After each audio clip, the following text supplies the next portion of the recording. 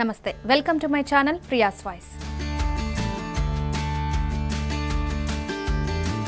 వేసవి సెలవుల రద్దీ నేపథ్యంలో తిరుమల తిరుపతి దేవస్థానం కీలక నిర్ణయం తీసుకుంది.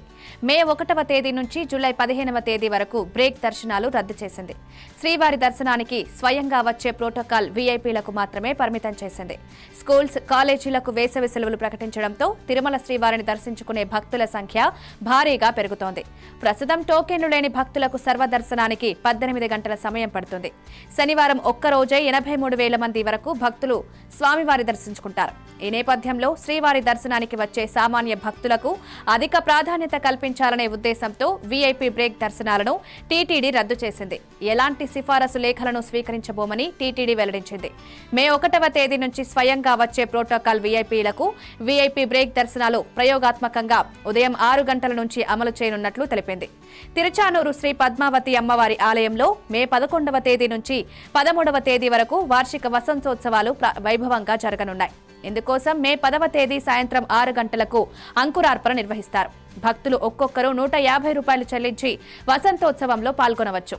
ఉత్సవాల్లో భాగంగా మే 12వ తేదీ ఉదయం 9:45 స్వర్ణ రథోత్సవం కన్నుల పండుగగా జరగనుంది.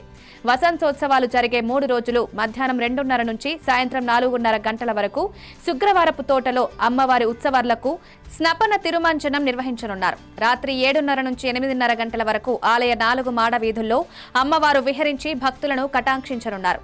శ్రీ పద్మావతి అమ్మవారి వార్షిక వసంతోత్సవాలను పురస్కరించుకుని మే 6వ తేదీ ఆలయంలో కోయిల్ అల్వార్ తిరుమంజనం నిర్వహించనున్నారు.